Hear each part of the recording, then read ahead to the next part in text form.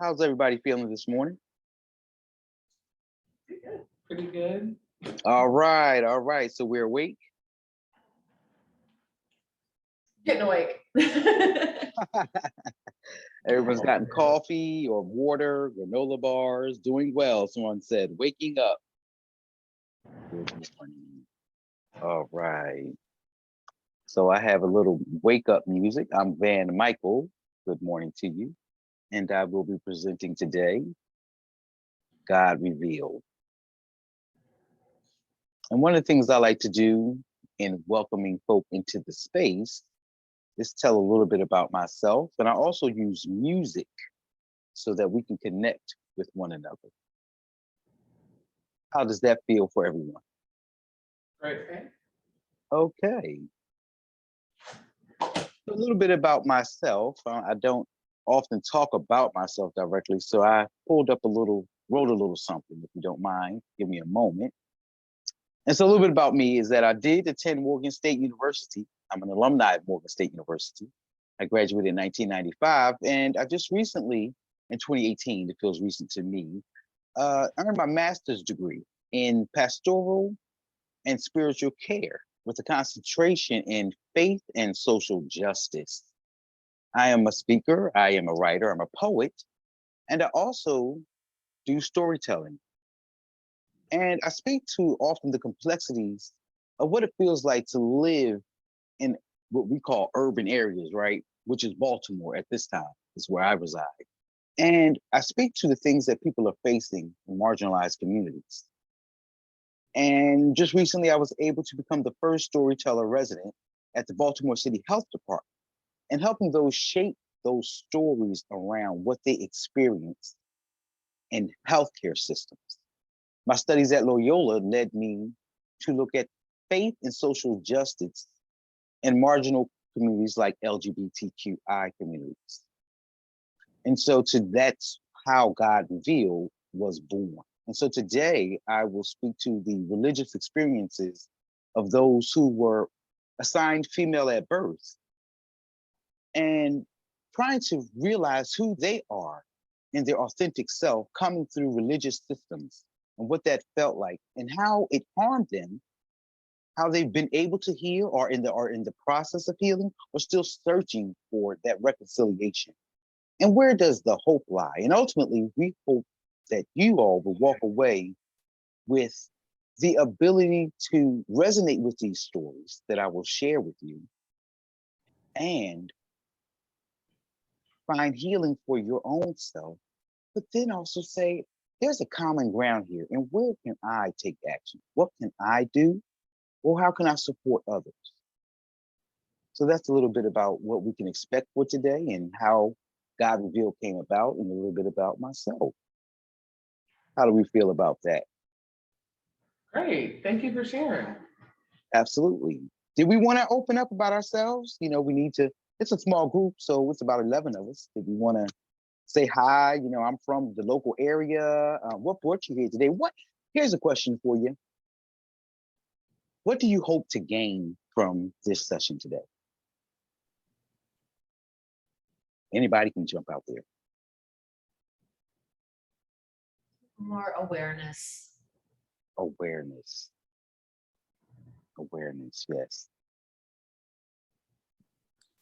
Hi, I live in Omaha. I work as a librarian for the public library, and yeah, kind of the same. I work with the community. We serve all kinds of people, and I want to make sure we're doing that in the most inclusive and equitable way we can. So I'm excited to be here. Thank you. Absolutely, thank you. Anyone else? Hi, everybody. I'm Claudia. I live here in Omaha. I work for the Wellbeing Partners. I'm part of the LGBTQIA community, and I just wanted to learn a little bit more about what the session was about and learn a little bit more about, the journey that people go on with their faith. Yes. So, yes. Thank you. Hi, Sam Carwin, she, her, hers. I'm originally from Omaha. I currently live in Denver, Colorado.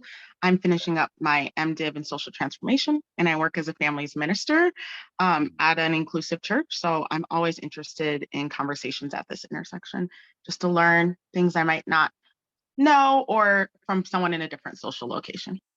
Yes, yes, yes. Thank you. The floor is still open. I guess I'll go. I'm right here. Hi, everyone. My name is Marissa Hatab. I am the DEI officer for Douglas County here in Omaha, Nebraska. I'm not from here. I'm not native to Omaha. I'm originally from Ohio. And so, you know about Ohio? A little bit, just a little bit. A little bit, okay. Yes. I hope to learn, I hope to grow in awareness, but I hope to grow. I hope to be uncomfortable. I hope to have things within myself stirred up so that when I show up, I'm not a part of the LGBTQ plus community, but I want to be a strong, intentional, present ally. And so I also want to grow personally from this conversation by leaning in and hearing how I can do better and how I can show up better. Yes, thank you. Anyone else? And let me know if the music is interrupting. I like to bring music in. I'll go just because I love Miss Marissa over there. Hello, Marissa. And hi, everyone. Good morning. My name is Candy Jones. I'm kind of here for two different reasons. I am the VP of HR and DEI for a company here in Omaha, and I'm a native of Omaha, so always interested in learning how to show up better just in the work. But my daughter is also a member, a family of the LGBTQI plus community, and I just want to show up better as her mother. And because religion is so cornerstone to our worlds, I want to be able to, give her what she needs so that she feels God in her world. So this is just important to be here, both personally and professionally. Absolutely.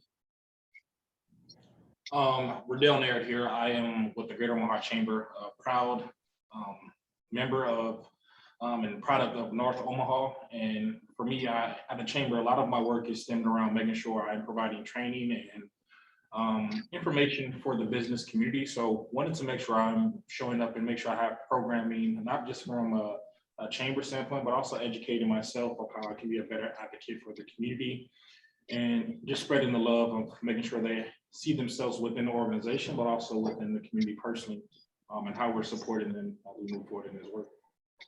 Yes, yes, yes. Thank you. Anyone else? Thank you all so far. You're being so brave. I hear a lot of folks sharing some personal stuff. This is good. And remember, what we say here stays here. Let's entrust that. Let's don't not yuck someone else's yum. If it works for them, let it work. If we have questions, let's try to do our best to, with our best intentions, ask the question as unoffensive as we can. And if we feel offended, let's say, hold on, pickle, wait a minute, it's touching me too close, because we want to maintain everyone's comfortability as close as possible. Anyone else want to open, share anything before we go? Good morning. I see someone just came on camera. And you'll see me doing this, and this is my first time actually doing something to this degree from a virtual standpoint, so work with me here. All right? Hi, all. I'll go. Good morning. Is it Vann or Vaughn? Van Michael, good morning. Good morning. Thanks everyone for being here. Thanks for leading this really exciting event. My name's Kate. I work at Creighton University, and I just want to this conference, wonderful intersectionality of race, religion, and social justice. And I want to build the language skills to both be able to speak about issues. I mean, honestly, Creighton has a problem addressing things in sexuality for various reasons. And so being more comfortable, though, kind of encouraging that, using language to verbalize it. I work in communications in our and staff news, and we just did a survey. Like, there's a huge need for talking about it. So it's my job to advocate for those people and allies and everyone that feels unheard. So anyway, that's yes. Thank you so much, Kate. And I see we might have some more folk in the chat room. I want to check there. Samantha said, I can hear me. And Candice Jones just said doing well and waking up. And also those, if you want to share in the chat room, it's okay. Not everyone is a talker, you know, so feel free to go there too. So here we go. As we just shared a little bit about ourselves, I would like to now move us quietly to a more quiet space, because I believe that sharing and opening up to one another is a sacred place. It is personally where I find the universe, the gods that some of us call God, the mystery of it all. And so I will move us a little bit into shamanic drumming, just if you want to close your eyes and meditate and just quiet down a little bit, just for a second. And I'm going to put my camera on this way. Let me know if you all can hear.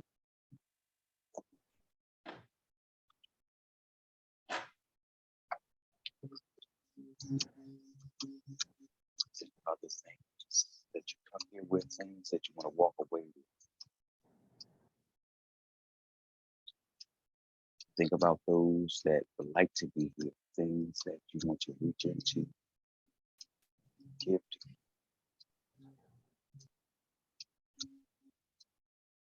Hope.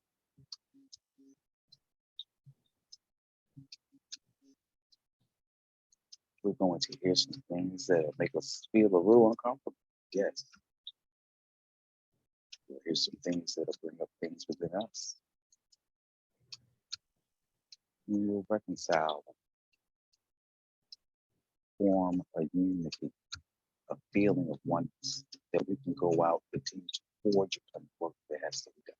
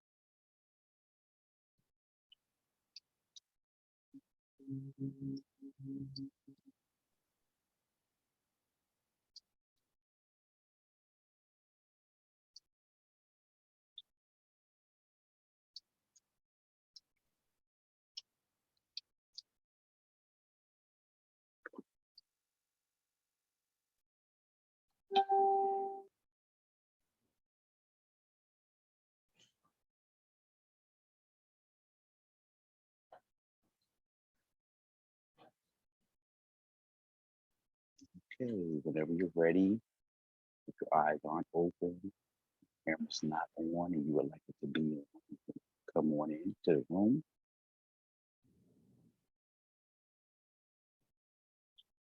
And I'll move on into reading today a little bit of the abstract, what brings us here.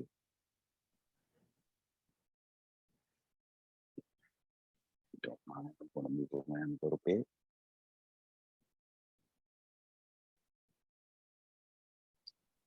And let me know if you all can see me, just making sure that we have text together. Yes. If we can see it. Thank you. So white supremacy gave, and this is the piece that I wrote that will lead into our discussion today. White supremacy gave birth to the racist systems melanated persons have had to resist since its inception and throughout its continuous malicious growth.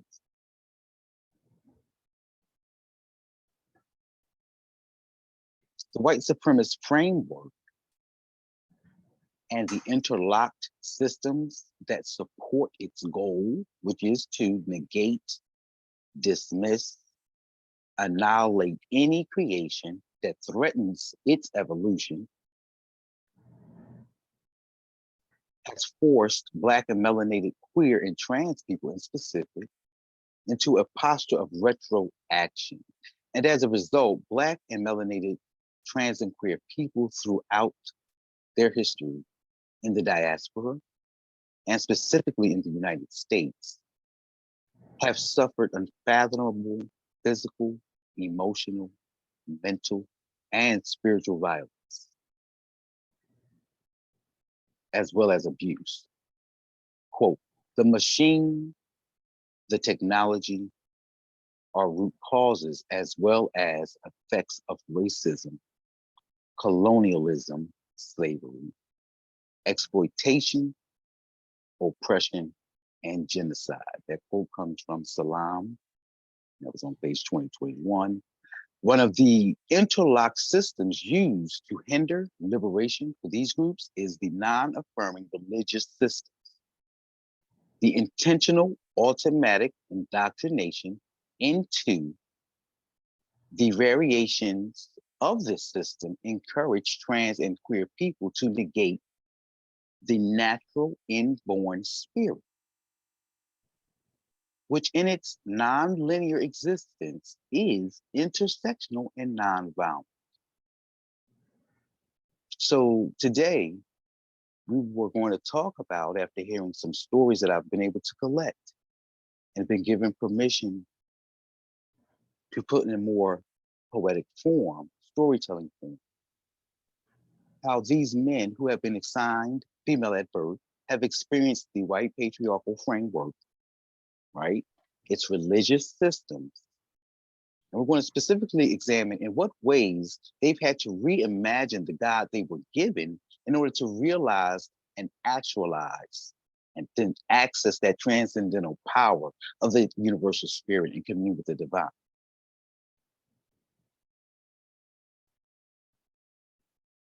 And so the audience today will gain a little insight on what religious systems offered these folk when they were born. You know, in other words, we're growing up and your mama say you're a Baptist, then that's what it is. You know, you're growing up Catholic, then that's what you're doing. If you're growing up without any God, without a God image at all, we're humanism.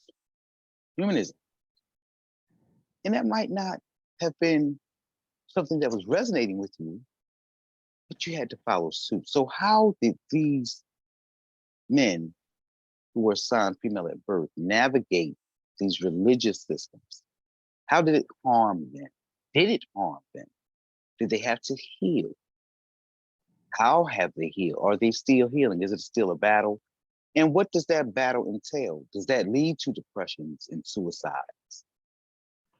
And so today also we want to untangle what were the messages being given and still being given. We know that suicide rates, especially among female body or female assigned persons, is very high. And we also know that happens also for, say, in the binary term, men and boys.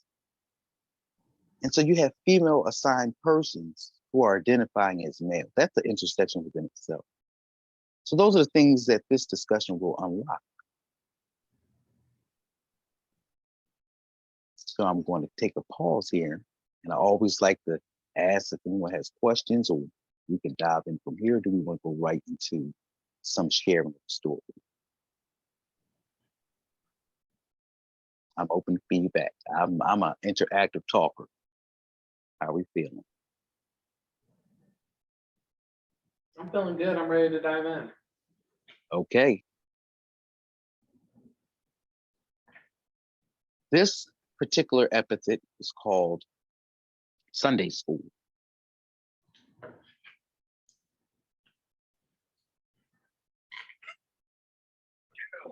And I'm going to start a piece that they wanted to go with this.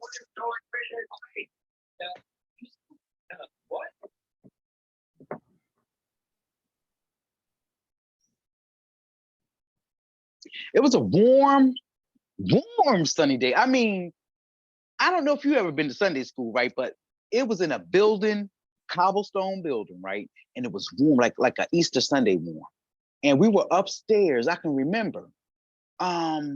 Like, okay, you remember those metal chairs you would sit in, and sometimes like you were so little, your chin would kind of be sitting up and you just be looking and everything looked so big around you, right? The whole world's just so big, right? So that's what it felt like as I was sitting in my Sunday school class, and they were talking about some stuff and I just didn't get it. And I was like the only girl there really. So I raised my hand. Can you explain to me what that means? I don't understand. You said that they didn't, I don't get it. And I never forget when I didn't understand, because my family didn't go to church all the time. They were like the, the Christian, we call it the CME, Christian Mother Day and Easter churchgoers. Right. So I wasn't a part of the church routine. I didn't know what it was. So I felt free to ask questions. But it said, don't ask questions. Don't say anything. And how dare you not know? So that told me, don't ask questions. I have to figure it out on my own. And so they kept us upstairs because we were little. And I couldn't wait to graduate to go downstairs to Sunday school. And finally, I made it. So now we're on the big level. And I never forget, because I remember this Sunday school teacher's face. Her name was, it was Miss Cynthia. She was short. She had brown skin. Her classroom was big. She had all of the stuff up on the walls. She had the picture of Moses, I think Abraham, and they were all white, all of them. None of them had skin like mine. None of them. So I knew off the break, I'm not even in the Bible, and they were all men. So I knew I wasn't in the Bible. So I was trying to figure out, where was I? And then see, my parents, they would just drop me off. So they dropped me off, I would go in, they would pick me up. And I remember from upstairs, I couldn't ask any questions. So I had to figure it all out. So I remember being in that Sunday school class, and I became kind of quiet. I just waited till it was time to go. And sometimes my family would be downstairs, like my aunt. So it was like a family thing, but I really didn't belong because I didn't go there often. I didn't know the routine. And finally, I made it downstairs to the big people. And that's where the teenagers were. So eventually, I made it down there. And I always wondered, why did it go 1, 2, 3? And I always wondered, why was everybody white? And I always wondered, where was I? Because I didn't see myself at all. So it just didn't make sense. And you couldn't go home and ask because they dropped me off.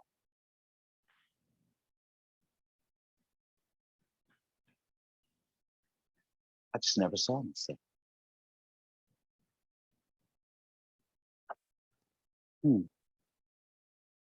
Sunday school.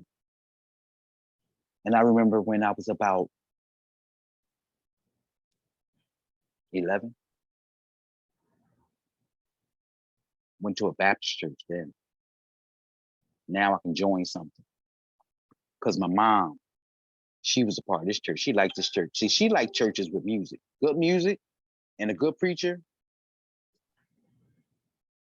And I joined the usher board, and everything was white. The gloves were white. The shoes were white. The stockings were white. The dress was white. The hair pieces were white.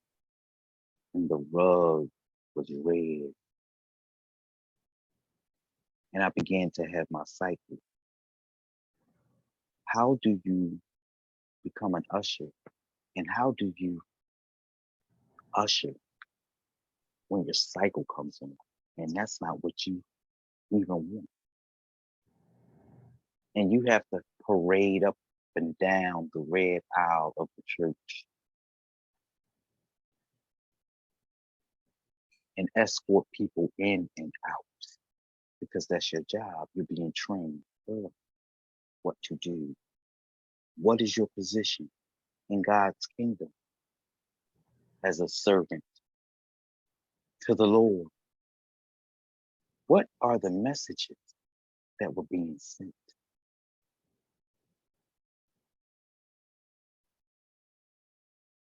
And this still, I don't feel like I can see myself. Where am I?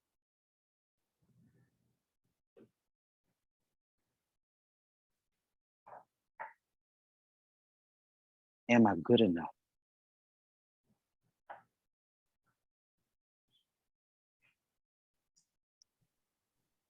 That's what it felt like being an usher.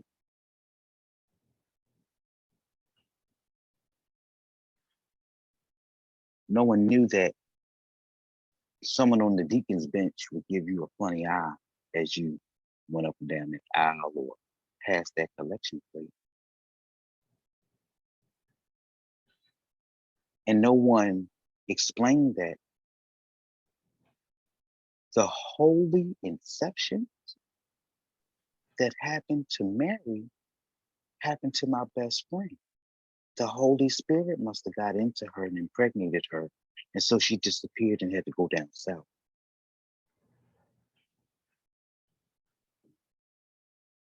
Now it all makes sense because this is what happened in the churches. And not to mention, you can't love who you love.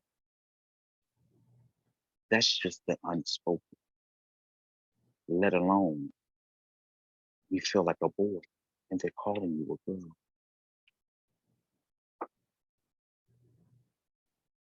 And finally, they force you to get baptized.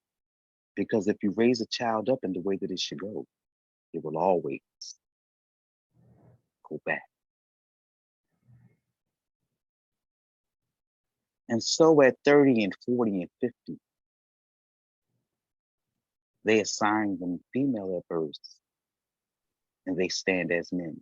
But they always return back to the forced baptism and the messages that were conveyed silently as they ushered in and battered away the stairs. And were told to sit down and be quiet. And now as men, they are taking up too much space and no one has ever heard the story of what it felt like to be in Sunday school, to be an usher, and to be baptized into holiness.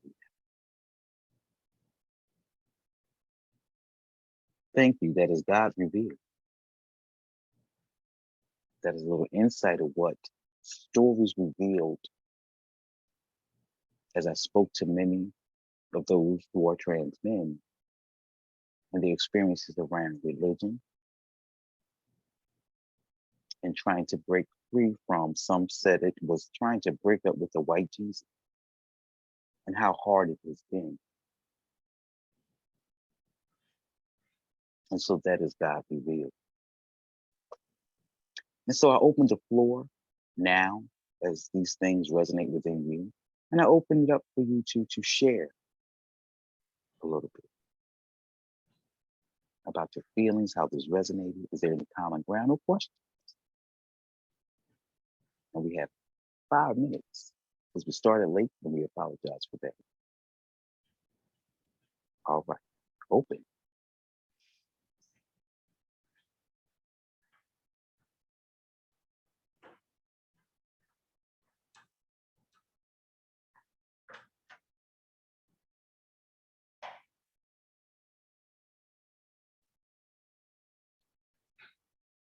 Comments or questions?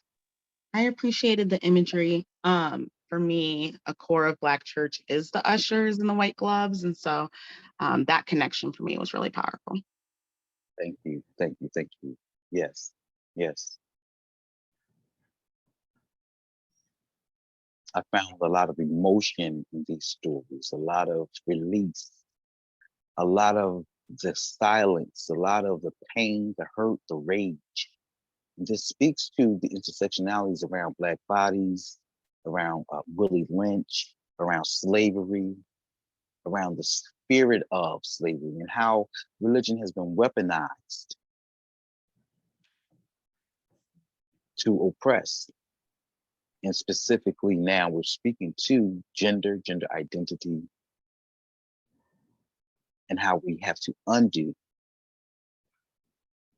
I get a lot of guys struggling to say if suicide were not a sin, you know, so there's a holding in these faiths as well. You know, some were raised as Catholics and now practice Buddhism. Some practice many: Buddhism, Catholicism, Ifa, Wicca. So they use many paths as healing modalities in order to, continue to realize and actualize who they are. So that is the hope I wanted to leave you with, that, because I'm looking at the time and I see one end. So anyone else want to share? Because we're at 11:42 and I'm around, like I'm still available. I want to be respectful of time, and we have to eat things of that sort too.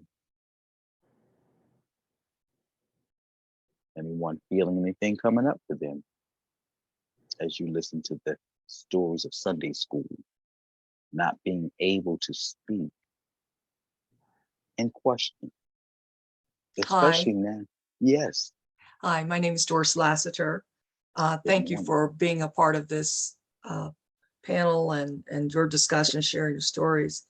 For correction, the time here is Central Time is 10:43 for those Okay, who are cool. here. Okay, but I just want to also just thank you so much for Yes. your. I came on a little late and got in late, but your story is so critical, and to keep sharing this story, your story, and so that others can relate and understand.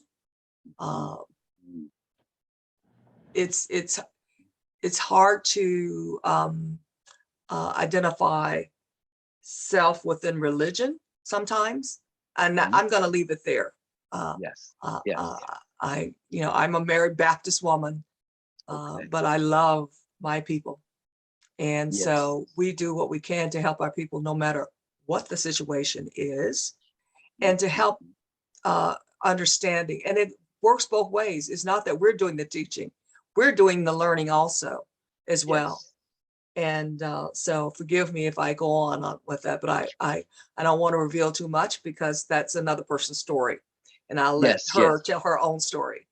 And but I've learned a lot, and I've come a long way, but I know who I am, whose I am. Yes. And how do we continue to, and I'll just be honest, how do you continue to stay true to your own beliefs and principles? Yes. And not that anybody else is unprincipled. I'm even learning about my own language, Come on. Yes. how I put things, but and still be able to agree and understand and have respect for each other's beliefs. That's where a lot of people are, especially in my generation. I know the picture doesn't look like it, but I'm not 20, I'm not 30, I'm not 40, I'm not even 50 anymore. Okay. But I'm comfortable. Yes, that's what counts, right? That's what. So Yes. I'm saying, how do we come to mutual understanding, and not just with our words, but with our actions? That's most important. That's what I've seen.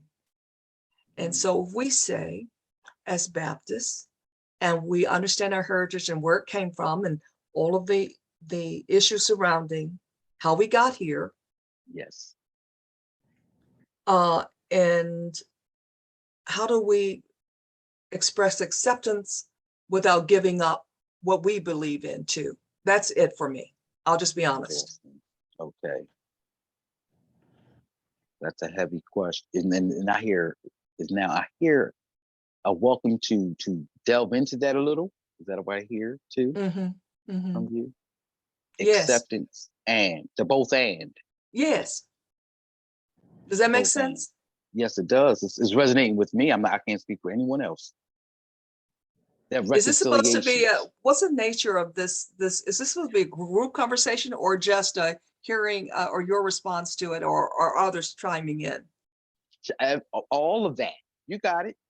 All right. And it's about comfortability, so I find that often when I'm sharing and sharing stories, some folk are different. Some folk resonate different. They take their time, and sometimes it might feel like a one-to-one conversation, but it's okay because I firmly believe that the spirit of things, the essence of it, will permeate. Hard stop. I see here at 10:50.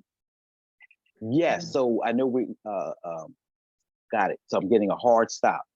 The reconciliation piece is to when I find something that bumps me and I want to I power back and say, why is it rubbing me? What is it saying to me? What is it challenging in me first? And that's the first way I'm able to begin to actually a reconciliation process to the core of like how I even came to believe that. And then it leads me on sometimes research. So I find out about other traditions and other ways of being, or even it leads me into finding out more about that person, individual after. I'm able to say, what you, and I find words like, what you said touched me, or it rubbed me, or made me feel some kind of way. I use myself to convey too, because words are limited. So we got to get into it and engage one another with these hard conversations. Right. And sometimes get down dirty. Listen, what you said stepped on my feet now. Can we talk? Can we go to lunch? Yeah. Can we chat? I agree, because healing works both ways. When change comes, sometimes there's healing behind it. When we learn of new things, healing is required. And you're the messenger. And so we hope that you'll continue to share that message about healing and that it works both ways. It does. Not simultaneously always. Yes. So I have to understand why I'm there. I'm there. God has me, or my creator sent me there too. To further me along. And that keeps my head cool when I feel like I'm not heard. What is my purpose here? I'm not here to prove my point or get you to come along. I just want to hear the message for you. So I'm doing a time check here, and I'm talking to those who are helping me that you can't see. How's everybody feeling? I like to do a check-in. Anybody Great. squirming in their seat? Anybody about to faint? Questions?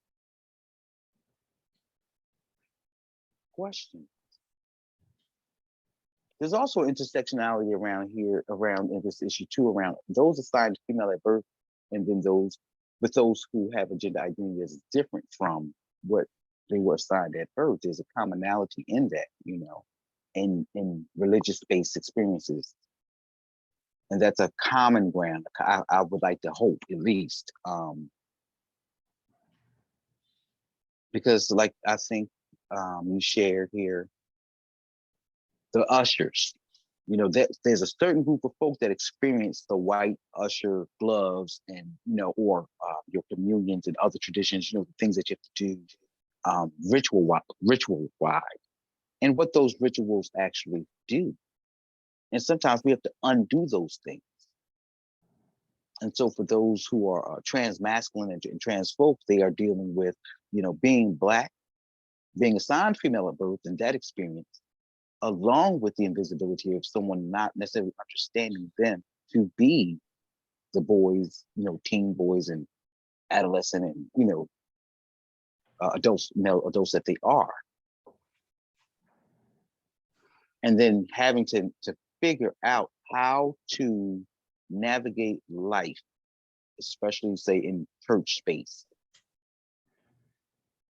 when it is not supported often. And sometimes churches and things or faith spaces use, welcoming, affirming, and I would say across the board, not only church spaces, but welcoming, affirming, and inclusive. What is welcoming? Having conversation with the communities will inform you to what is welcoming to them, because it may not be the flag on the church. That might be feeling like it's idling thing. We need to wrap up. I can move to the next session, have to walk to a new building. So that means we have to shut down, y'all.